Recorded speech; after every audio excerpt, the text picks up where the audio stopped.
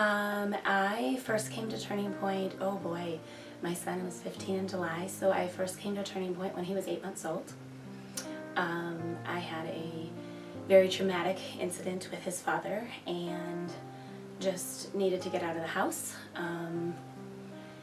I waited until I could leave at the right moment and pretended I was going home to Somerset, and you guys had a storefront in Richmond, and I went there. I think I had researched it for a while and knew you guys were there, but I went there because the violence got too bad, and I knew I needed to talk to somebody, and then it wasn't right.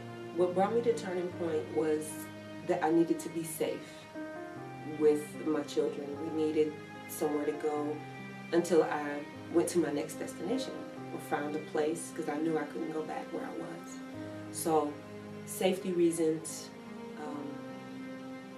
and just feeling nervous and scared about the situation I was in at the time. I was like, it was the grandiose period, the romancing period, where it was just, you thought life was going to turn out, and you really had your fairy tale again for that brief, couple days. And we got in the car to go to the state fair, and I thought, okay, I can buy this new house, we're going to get married, we're going to have this great life.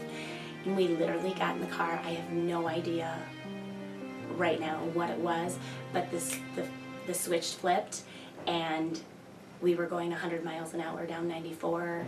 He was, trying to push me out of the car. I got over the seat, and all of a sudden the switch flipped again, and he had no idea why I was like freaking out in the car. We went home, and I went and picked my kids up that day, and I thought, nope, this is what I gotta do. Really appreciate the holistic vision that this organisation has for the people that it serves, the understanding that violence is something that you have to take a holistic view in helping people heal, that you can't just give people services on at the moment of crisis and just let them go. With no judgment, she just said, what can I help you with? Why are you here? And I just started crying, and she treated me like a person and just let me know that I wasn't alone. My kids went to the child services. At the time he was pretty little, and the advocate there would play games with him and do things with him as far as support that I didn't even realize was support. The child advocacy, my son wouldn't talk to a regular therapist because he said they'd share that with his dad and then it would just get too bad. So that child advocate, as long as he wasn't in immediate harm, would go ahead and keep that confidential between the two of them, and that meant the world to me, that he had an outlet because he knew it was already hard enough for his mom. The shelter was amazing. Me and the kids, we arrived there June 2015, and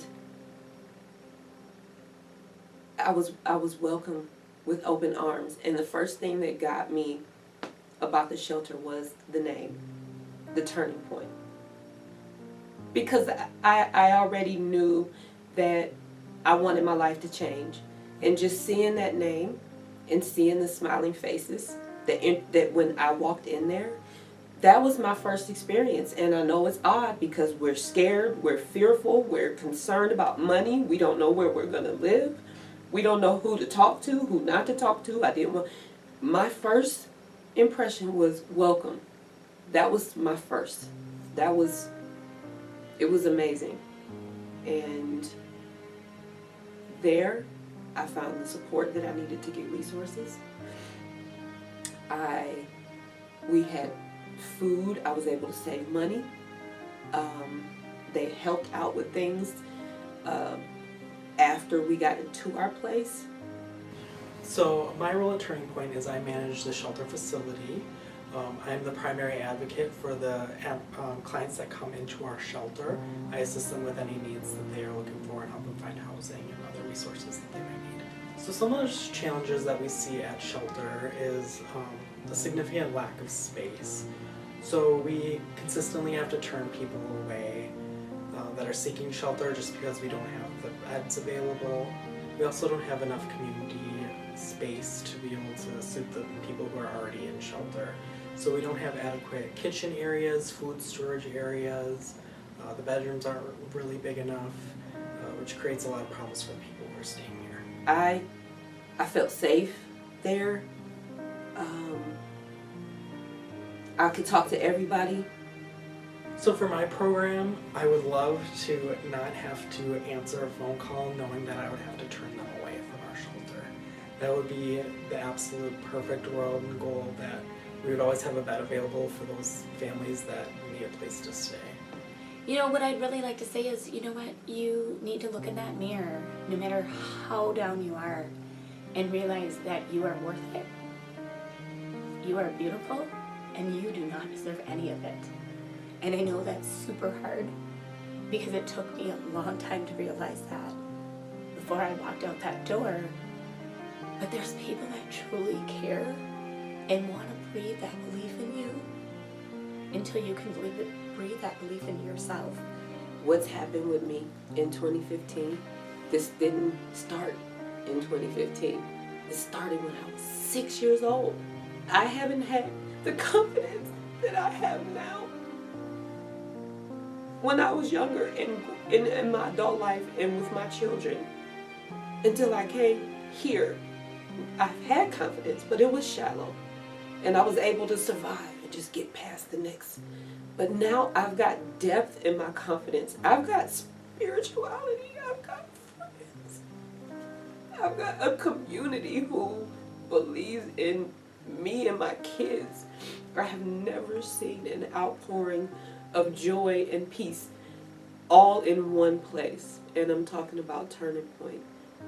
And you all just branch off and you keep branching off like tree branches, and it's amazing. So thank you, because there's a healing in this place, and I felt it when I saw the name. And if people don't feel that when they see that Turningpoint and Second Chance put it together, it's so evident.